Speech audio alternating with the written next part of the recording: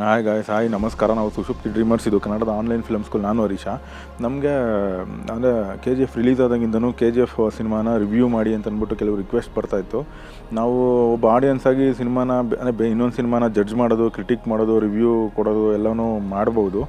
ಆದರೆ ಒಬ್ಬ ಟೆಕ್ನಿಷಿಯನ್ ಆಗಿ ಇನ್ನೊಬ್ರು ಸಿನಿಮಾ ಜಡ್ಜ್ ಮಾಡೋದು ತಪ್ಪು ಅಂತ ಅನಿಸುತ್ತೆ. ಯಾಕಂದರೆ ನಮಗೆ ಗೊತ್ತು ಅಂದರೆ ಎಷ್ಟು ಕಷ್ಟ ಇರುತ್ತೆ ಸಿನಿಮಾ ಮಾಡೋದಕ್ಕೆ ಅಂತ ಅಂದ್ಬಿಟ್ಟು.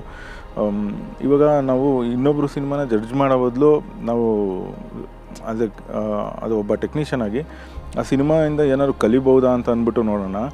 ಏನು ಅಂತಂದರೆ, ನಾವು ಒಂದು ಸಿನಿಮಾ ನೋಡೋಕ್ಕೆ ಹೋದಾಗ ಒಬ್ಬ ಟೆಕ್ನಿಷಿಯನು ಅದರಿಂದ ಒಳ್ಳೇದೇನಾರಿದ್ದರೆ ಕಲಿಯೋದಕ್ಕೆ ಹೋಗಬೇಕು, ಇಲ್ಲಾಂದರೆ ಅದರಲ್ಲಿ ಏನು ಮಾಡಬಾರ್ದು ಅನ್ನೋದನ್ನು ಕಲಿಯೋದಕ್ಕೆ ಹೋಗಬೇಕು. ಆ ಥರ ನೋಡಿದಾಗ ನಾವು ಇತ್ತೀಚೆಗೆ ಏನಾಗಿದೆ ಅಂದರೆ, ಸಿನಿಮಾ ಬಂದಮೇಲೆ ತುಂಬಾ ಟೀಮ್ಗಳು ಅಥವಾ ತುಂಬಾ ಡೈರೆಕ್ಟ್ರುಗಳು ಅಥವಾ ಫಿಲಮ್ ಮೇಕರ್ಸು KGF ಥರನೇ ಸಿನಿಮಾ ಮಾಡಬೇಕು ಅಂತ ಅಂದ್ಬಿಟ್ಟು ತುಂಬ ಇನ್ಸ್ಪೈರ್ಡ್ ಆಗಿದ್ದಾರೆ. ಅದು ಸಹಜವಾಗಿ ಯಾವಾಗಲೂ ಆಗ್ತಾ ಇರುತ್ತೆ. ಈಗ ಉದಾಹರಣೆಗೆ ಮುಂಗಾರು ಮಳೆ ಬಂದಾಗ ಅದೇ ಥರ ಸಿನಿಮಾಗಳನ್ನು ನೆಕ್ಸ್ಟು ಮಾಡ್ತಾ ಬಂದರು ಜನ. ಆಮೇಲೆ ಈಗ ತಿಥಿ ಬಂದಾಗಲೂ ಅದೇ ಥರ ಟ್ರೈ ಮಾಡ್ತಾಯಿದ್ರು. ಸೊ KGF ಥರ ಸಿನಿಮಾನ ಎಲ್ಲರೂ ಮಾಡ್ಬೋದಾ, ಅಥವಾ ಅದು ಅಂದರೆ ಅಟೆಂಪ್ಟೇ ಮಾಡೋಕ್ಕಾಗದೇ ಇರೋವಂಥ ಸಿನಿಮಾನ ಅಂತಂದ್ಬಿಟ್ಟು ಈ ವಿಡಿಯೋದಲ್ಲಿ ನಾವು ನೋಡೋಣ. ಅಂದರೆ ಟೆಕ್ನಿಕಲಿ ಅರ್ಥ ಮಾಡ್ಕೊಳ್ಳೋಕೆ ಟ್ರೈ ಮಾಡೋಣ.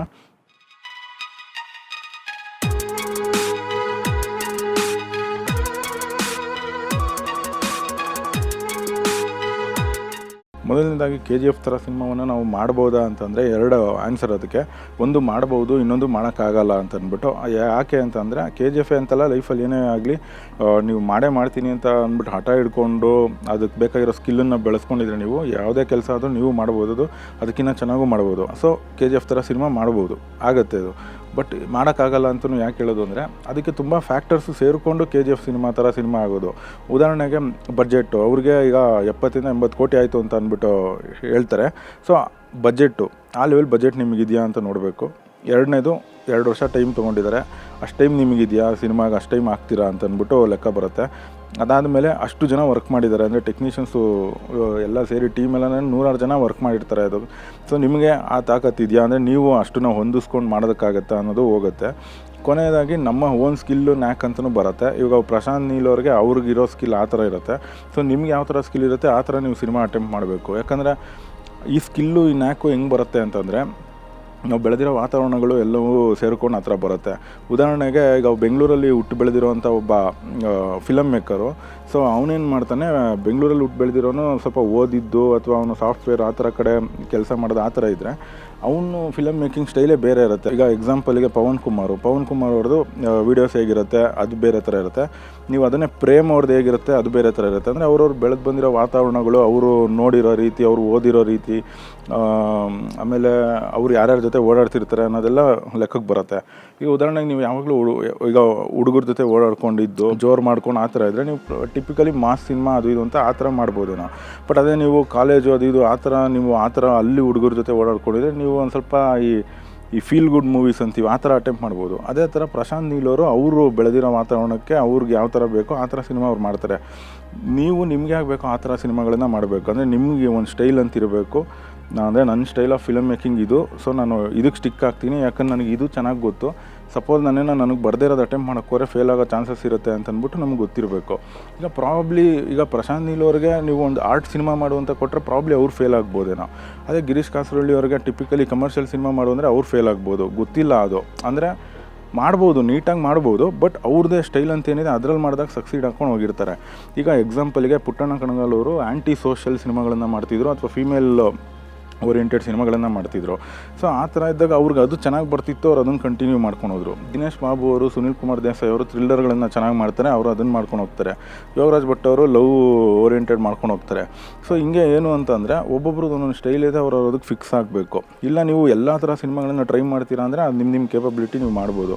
ಆದರೆ KGF ಥರನೇ ಅಟೆಂಪ್ಟ್ ಮಾಡ್ತೀನಿ ಅಂತ ಹೋದರೆ ನಿಮಗೆ ಪ್ರಾಬಬ್ಲಿ ಅದು ಸ್ವಲ್ಪ ಕಷ್ಟ ಆಗ್ಬೋದು. ಯಾಕೆ ಅಂತಂದರೆ, ಅಗೇನ್ ನಾನು ಹೇಳ್ದಂಗೆ ಅವ್ರಿಗೆ ಬಜೆಟ್ ಇತ್ತು, ಅಷ್ಟು ಜನ ವರ್ಕ್ ಮಾಡಿದ್ರು, ಮತ್ತು ಅಷ್ಟು ಟೈಮ್ ಇತ್ತು, ಜೊತೆಗೆ ಅವರು ಟ್ರೈ ಮಾಡಿರೋದು ಅವ್ರಿಗೆ ಹೆಂಗೆ ಬೇಕೋ ಆ ಥರ ಮಾಡಿದ್ರು. ನೀವು ಟ್ರೈ ಮಾಡಬೇಕಾಗಿರೋದು ಅವ್ರು ಹೆಂಗೆ ಮಾಡಿದ್ರು ಆ ಥರ ಅಲ್ಲ, ನಿಮಗೆ ಹೆಂಗೆ ಬೇಕೋ ಆ ಥರ ಟ್ರೈ ಮಾಡಬೇಕು ನೀವು. ಇನ್ನೊಂದೇನು ಅಂದರೆ, ಸಿನಿಮಾ ಅದು ಯಾಕೆ ಚೆನ್ನಾಗಿ ಅನ್ನಿಸ್ತು ಅಂತಂದರೆ, ಅಗೇನ್ KGF ಮೂವಿಗೆ ಆ್ಯಕ್ಚುಲಿ ಮಿಕ್ಸ್ಡ್ ರಿವ್ಯೂಸ್ ಇರೋದು. ಕೆಲವರು ತುಂಬ ಚೆನ್ನಾಗಿದೆ ಅಂತ ಅಂದರು, ಕೆಲವರು ಫಿಲಮ್ ಚೆನ್ನಾಗಿದೆ ಬಟ್ ಸ್ಟೋರಿ ಇಲ್ಲ, ಕಂಟೆಂಟ್ ಇಲ್ಲ ಅಂತ ಅಂದರು. ಅದು ಅವ್ರವ್ರ ಒಪಿನಿಯನ್ಗಳು ಅವ್ರವ್ರಿಗೆ ಬಿಟ್ಟಿದ್ದು, ಅವ್ರವ್ರಿಗೆ ಹೇಗೆ ಅನಿಸುತ್ತೋ ಆ ಥರ ಅವರು ತೊಗೊಬೋದು. ಅದು ಈಗ ಯಾಕೆ ಅಂತಂದರೆ, ಈಗ ಎಕ್ಸಾಂಪಲಿಗೆ ಈಗ ಅವ್ರು ಮಾಡಿರೋದು ಟಿಪಿಕಲ್ ಕಮರ್ಷಿಯಲ್ ಸಿನಿಮಾ ಅದು. ಸೊ ಟಿಪಿಕಲ್ ಕಮರ್ಷಿಯಲ್ ಸಿನಿಮಾ ಮಾಡಿರೋದ್ರಿಂದ ಅವ್ರು ಪ್ರಾಬಬ್ಲಿ ಅವರಿಗೆ ಸ್ಟೋರಿ ಬೇಕು ಅಂತ ಅನಿಸಿಲ್ಲ ಅಂತ ಅನಿಸುತ್ತೆ. ಅಂದರೆ ಅವ್ರವ್ರ ಇಷ್ಟ ಅದು. ಇವಾಗ ನೋಡಿ, ಇವಾಗ ಆರ್ಟ್ ಸಿನಿಮಾದಲ್ಲಿ ಕಂಟೆಂಟೇ ಮೇನ್ ಆಗುತ್ತೆ, ಬಟ್ ಕಮರ್ಷಿಯಲ್ ಸಿನಿಮಾದಲ್ಲಿ ಕಂಟೆಂಟ್ ಅಷ್ಟು ತಲೆ ಕೆಡಿಸ್ಕೊಳ್ಳಲ್ಲ, ಮೇಕಿಂಗೇ ಮೇನ್ ಅಂತ ಮಾಡಿರ್ತಾರೆ. ಸೊ ಅವ್ರು ಆ ಥರ ಯೋಚನೆ ಮಾಡಿ ಮೇಕಿಂಗ್ ಮೇನ್ ಅಂತ ಮಾಡಿದರೆ ಅಂದರೆ ಅವ್ರಿಗೆ ಹಂಗೆ ಬೇಕು ಅಂತ ಮಾಡಿದರೆ ನೀವು ಅದನ್ನು ತಪ್ಪು ಅಂತ ಹೇಳೋಕ್ಕಾಗಲ್ಲ. ಸಪೋಸ್ ಅವರು ಸ್ಟೋರಿ ಇಡೋಕ್ಕೆ ಹೋಗ್ಬಿಟ್ಟು ಸ್ಟೋರಿ ಫೇಲ್ ಆಗಿದ್ದರೆ ಅವಾಗ ನಾವು ಸರಿಗೆ ಮಾಡಿಲ್ಲ ಸ್ಟೋರಿ ಅಂತ ಹೇಳ್ಬೋದು. ಬೇರೆ ಸಿನಿಮಾಗಳು ಮಾಸ್ ಸಿನಿಮಾಗೆ ಹೋಲಿಸಿದ್ರೆ ಯಾಕದು ಅಷ್ಟು ಸ್ಟೈಲಿಶ್ ಆಗಿದೆ ಅಂತಂದರೆ, ಒಂದು ಈಗ ಅದರಲ್ಲಿ ಯಶ್ ಅವ್ರಿಗೆ ಏನಾಗಿದೆ ಅಂದರೆ ಆ್ಯಕ್ಟರ್ಗೆ ಒಂದು ಲುಕ್ಕನ್ನು ಕೊಟ್ಟಿದ್ದಾರೆ. ಅದರಲ್ಲಿ ಏನು ಅಂದರೆ ಕೂದಲು ಬಿಟ್ಟಿದ್ದಾರೆ, ಆಮೇಲೆ ಗಡ್ಡ ಬಿಟ್ಟಿದ್ದಾರೆ, ಜೊತೆಗೇನು ಅಂದರೆ ಸ್ವಲ್ಪ ಬಾಡಿ ಬಿಲ್ಡ್ ಮಾಡ್ಕೊಂಡಿದ್ದಾರೆ. ಸೊ ಇಷ್ಟೆಲ್ಲ ನೋಡಿದಾಗ ಆಮೇಲೆ ಅವರಿಗೆ ಯೂಸ್ ಮಾಡಿರುವಂತಹ ಬಟ್ಟೆಗಳು ನೋಡಿದ್ರೆ ಯಶ್ ಅವರಿಗೆ ಆ್ಯಕ್ಚುಲಿ ಚೆನ್ನಾಗಿ ಕೂತ್ಕೊಳ್ಳುತ್ತೆ ಅವರಿಗೆ ಬಾಡಿಗೋದು. ಸೊ ಅದರಿಂದ ಅದೊಂದು ಸ್ವಲ್ಪ ಸ್ಟೈಲಿಶಾಗಿ ಕಾಣುತ್ತೆ. ಮತ್ತು ಅವ್ರು ಯೂಸ್ ಮಾಡಿರೋ ಕಲರು ಬಟ್ಟೆಗಳಾಗಲಿ ಎಲ್ಲ ಚೆನ್ನಾಗಿದ್ದಾವೆ, ಅದರಿಂದ ನಿಮಗೆ ಸ್ಟೈಲಿಶಾಗಿ ಕಾಣುತ್ತೆ. ಎರಡನೇದು, ಇಡೀ ಸಿನಿಮಾ ಟೆಕ್ನಿಕಲಿ ನೋಡೋಕೆ ಹೋದರೆ ಇಡೀ ಸಿನಿಮಾ ಕ್ಯಾಮ್ರಾ ಮೂಮೆಂಟಲ್ಲಿರುತ್ತೆ. ಅಂದರೆ ನಿಮಗೆ ಎಲ್ಲೋ ಒಂದು 30 ಸೆಕೆಂಡು ತೋರ್ಸೋಕ್ಕಾಗಲ್ಲ, ಕ್ಯಾಮ್ರಾ ಸ್ಟಿಲ್ಲಾಗಿದೆ ಅಂದರೆ ಒಂದು ಕಡೆ ಇಟ್ಟಿದ್ದಾರೆ ಅಂದ್ಬಿಟ್ಟು ಫುಲ್ ಮೂಮೆಂಟಲ್ಲಿರುತ್ತೆ ಅದೊಂದು. ಮತ್ತು ಎಡಿಟಿಂಗ್ ತುಂಬ ಫಾಸ್ಟ್ ಇದೆ, ತುಂಬ ಫಾಸ್ಟ್ ಅಂದರೆ ಫ್ರೇಮಿಂಗ್ ಎಗ್ರಿ ಹೋಗ್ತಾ ಇರುತ್ತೆ. ಅಂದರೆ ಶಾರ್ಟ್ಸು ಒಂದೇ ಸೀನಲ್ಲಿ ತುಂಬಾ ಶಾರ್ಟ್ಸ್ ಕಟ್ ಮಾಡಿರ್ತಾರೆ. ಒಂದು ಸೀನಲ್ಲಿ ಈಗ ಮಿನಿಮಮ್ ನಂಬರ್ ಆಫ್ ಶಾರ್ಟ್ಸ್ ಅಂತ ತೊಗೊಂಡ್ರೆ ತುಂಬ ಶಾರ್ಟ್ಸ್ನ ಕಟ್ ಮಾಡಿರ್ತಾರೆ. ಸೊ ಅದೊಂದು ಸ್ಟೈಲಿಶಾಗಿ ಮಾಡುತ್ತೆ. ಜೊತೆಗೆ ಬ್ಯಾಕ್ಗ್ರೌಂಡ್ ಮ್ಯೂಸಿಕ್ ಹೆಂಗಿದೆ ಅಂದರೆ, ಇಡೀ ಸಿನಿಮಾ ನೀವು ಗಮನಿಸಿದ್ರೆ ಎಲ್ಲ ಕಡೆಯೂ ಮ್ಯೂಸಿಕ್ ಫುಲ್ಲು ರೈಸ್ ಆಗ್ತಾ ಇರುತ್ತೆ. ಅಂದರೆ ಸ್ಲೋ ಆಗಿ ತೊಗೊಳ್ಳಲ್ಲ, ಪೇಜು ಫುಲ್ಲು ರೈಸ್ ಆಗ್ತಿರುತ್ತೆ. ಮತ್ತು ಇನ್ನೊಂದೇನು ಅಂದರೆ ಇಡೀ ಸಿನಿಮಾ ಫುಲ್ಲು BGM ಇದೆ ಆ್ಯಕ್ಚುಲಿ. ಅಂದರೆ ಇಡೀ ಸಿನಿಮಾ ಫುಲ್ಲು ಬ್ಯಾಕ್ಗ್ರೌಂಡ್ ಮ್ಯೂಸಿಕ್ ಇದೆ. ಈಗ ಕೆಲವರು ಏನು ಮಾಡ್ತಾರೆ ಅಂತಂದರೆ, ಮಾಮೂಲಿ ಸೈಲೆಂಟಾಗೆ ಹೋಗ್ತಾ ಇರುತ್ತೆ, ಇಂಪ್ಯಾಕ್ಟ್ ಆಗೋ ಕಡೆ ಮಾತ್ರ ಬ್ಯಾಕ್ಗ್ರೌಂಡ್ ಮ್ಯೂಸಿಕ್ ಯೂಸ್ ಮಾಡ್ತಾರೆ. ಇನ್ನೊಂದೇನು ಮಾಡಿದ್ದಾರೆ ಅಂದರೆ, ಸೌಂಡ್ ಕ್ವಾಲಿಟಿ ತುಂಬ ಚೆನ್ನಾಗಿದೆ ಆ್ಯಕ್ಚುಲಿ. ಆಮೇಲೆ ಎಲ್ಲ ಥಿಯೇಟ್ರಲ್ಲೂ ಇವರು ಮಾತಾಡಿ ಏನು ಮಾಡಿದ್ದಾರೆ, ಸೌಂಡ್ ರೈಸ್ ಮಾಡಿಸಿದ್ದಾರೆ ಆ್ಯಕ್ಚುಲಿ. ಸೌಂಡ್ ರೈಸ್ ಅಂತಂದರೆ ಏನು ಅಂತಂದರೆ, ನಿಮಗೆ ನಾರ್ಮಲಾಗಿ ನೀವು ಯಾವುದೇ ಥಿಯೇಟ್ರಿಗೆ ಹೋದಾಗ ಮೊದಲು ನೋಡ್ತಿದ್ದೀವಿ ಸಿನಿಮಾಗೆ ಹೋಲಿಸಿದ್ರೆ ಈ ಸಿನಿಮಾದಲ್ಲಿ ಸ್ವಲ್ಪ ಸೌಂಡ್ ನಿಮಗೆ ಜಾಸ್ತಿ ಕೇಳಿಸುತ್ತೆ. ಅದು ಒಂದೊಂದು ಸಲ ಏನಾಗುತ್ತೆ ಅಂದರೆ ಕಿವಿಗೆ ನೋವು ಅಂತ ಅನಿಸುತ್ತೆ, ಯಾಕಂದರೆ ಇಡೀ ಸಿನಿಮಾ ಫುಲ್ಲು ಸೌಂಡ್ ಬರೋದ್ರಿಂದ ಸ್ವಲ್ಪ ನೋವು ಅನಿಸುತ್ತೆ. ಮತ್ತು ಕೆಲವ್ರೇನು ಅಂದರೆ ಕಣ್ಣಿಗೆ ಸ್ಟ್ರೇನ್ ಆಗ್ತಿತ್ತು, ಕ್ಯಾಮ್ರಾ ತುಂಬ ಮೂಮೆಂಟ್ಸ್ ಇತ್ತು, ಮತ್ತು ತುಂಬ ಶಾರ್ಟ್ಸ್ ಕಟ್ ಮಾಡಿರೋದ್ರಿಂದ ತುಂಬ ಫಾಸ್ಟ್ ಅಂತ ಅನಿಸುತ್ತೆ ಅಂತ. ಸೊ ಇದಿಷ್ಟು ಕಂಪ್ಲೇಂಟ್ಸು ಕೆಲವ್ರು ಹೇಳೋದು ಕೇಳಿದ್ದೀನಿ. ಅಂದರೆ ತುಂಬ ಕಿವಿ ನೋವು ಬರ್ತಿತ್ತು ಮತ್ತು ಕಣ್ಣಿಗೆ ಒಂದು ಸ್ವಲ್ಪ ಸ್ಟ್ರೇನ್ ಆಗ್ತಿತ್ತು ಅಂದ್ಬಿಟ್ಟು. ಬಟ್ ಅಗೇನ್ ಅವರು ಸ್ಟೈಲಿಶಾಗೆ ಕ್ರಿಯೇಟ್ ಮಾಡೋಕ್ಕೆ ಅಂತ ಹೋಗಿರೋದ್ರಿಂದ ಪ್ರಾಬ್ಲಿ ಹಂಗೆ ಮಾಡಿರ್ಬೋದು, ಅಥವಾ ಅವ್ರ ಮಿಸ್ಟೇಕು ಇರ್ಬೋದು. ಅದು ಅವ್ರವ್ರ ಸಿನಿಮಾ ನೋಡೋ ರೀತಿ ಅದು. ಈಗ ನಿಮ್ಗೆ ಆ ಥರ ಅನಿಸುತ್ತೆ, ಈಗ ಇನ್ನೊಬ್ಬರಿಗೆ ಇಲ್ಲ ಸಿನಿಮಾ ಅದು ಹಂಗೆ ಬೇಕಿತ್ತದು ಅಂತಲೂ ಹೇಳೋರು ಇರ್ತಾರೆ, ಅವ್ರವ್ರಿಗೆ ಬಿಟ್ಟಿದ್ದು. ಈಗ ಫಿಲಮ್ ಮೇಕರ್ಸಿಗೆ ಏನು ಹೇಳೋದು ಅಂದರೆ, ಇವಾಗ ಆ ಥರನೇ ಸಿನಿಮಾ ಅಟೆಂಪ್ಟ್ ಮಾಡೋಕ್ಕೆ ಹೋದರೆ ಪ್ರಾಬಬ್ಲಿ ಅಂದರೆ ಸಕ್ಸಸ್ ಆಗೋ ಚಾನ್ಸಸ್ ಕಮ್ಮಿ ಇರುತ್ತೆ. ಯಾಕೆ ಅಂತಂದರೆ, ಈಗ ಆಲ್ರೆಡಿ ನೋಡ್ಬಿಟ್ಟಿದ್ದೀವಿ. ಅಂದರೆ ಇವಾಗ ಪ್ರಶಾಂತ್ ನೀಲ್ ಅವ್ರಿಗೇ ನಾವು ಎಕ್ಸಾಂಪಲ್ ತೊಗೊಂಡ್ರೆ, ಉಗ್ರಂಗೂ KGFಗೂ ತುಂಬಾ ರಿಲೇಷನ್ಶಿಪ್ ಕಾಣುತ್ತೆ, ಅಥವಾ ಏನೋ ಸಾಮ್ಯತೆ ಕಾಣುತ್ತೆ. ಏನು ಅಂದರೆ ಅದರಲ್ಲೂ ಹೀರೋಗೆ ಫುಲ್ ಬಿಲ್ಡ್ ಮಾಡ್ತಾಯಿದ್ರು, ಇದರಲ್ಲೂ ಫುಲ್ ಹೀರೋನ ಬಿಲ್ಡ್ ಮಾಡ್ತಾರೆ. ಅದರಲ್ಲೂ ಫುಲ್ಲು ಮ್ಯೂಸಿಕ್ ಇರ್ತಿತ್ತು, ಮತ್ತು ರೈಸ್ ಆಗ್ತಾಯಿತ್ತು ಮ್ಯೂಸಿಕ್, ಹೋಗ್ತಾ ರೈಸ್ ಆಗ್ತಾ ಹೋಗುತ್ತೆ. ಇದರಲ್ಲೂ ಹಂಗೆ ಇದೆ. ಆಮೇಲೆ ಅದರಲ್ಲೂ ಕ್ಯಾಮ್ರಾ ಫುಲ್ ಮೂಮೆಂಟ್ ಇರುತ್ತೆ, ಇದರಲ್ಲೂ ಹಂಗೆ ಇದೆ. ಅದರಲ್ಲೂ ಎಡಿಟಿಂಗ್ ಫಾಸ್ಟ್ ಇದೆ, ಇದರಲ್ಲೂ ಇದೆ. ಅದರಲ್ಲೂ ಸ್ಟೋರಿ ಅಂದ್ಬಿಟ್ಟು ಅದರಲ್ಲೂ ಅವರು ಅಷ್ಟೇನು ಸ್ಟೋರಿ ಹಾಕಕ್ಕೆ ಹೋಗಿಲ್ಲ, ಇದರಲ್ಲೂ ಹಾಕಿಲ್ಲ. ಅದರಲ್ಲೂ ಫುಲ್ ಗಡ್ಡ ಬಿಟ್ಕೊಂಡಿರೋರೆ ತುಂಬ ಜನ ಇದ್ದಾರೆ, ಇದರಲ್ಲೂ ಹಂಗೆ ಅದೇ ಥರ ಇದ್ದಾರೆ. ಸೊ ಏನಾಗಿದೆ ಅಂದರೆ, ಓಕೆ ಫಸ್ಟ್ ಸಿನಿಮಾಗೂ ಸೆಕೆಂಡ್ ಸಿನಿಮಾ ಹೋಲಿಸಿದ್ರೆ ಇದರಲ್ಲಿ ತುಂಬ ಸ್ಟೈಲಿಸ್ಟಿಕ್ಲಿ ಮೇಕಿಂಗ್ ಎಲ್ಲ ಸಕ್ಕತ್ತಾಗಿದೆ.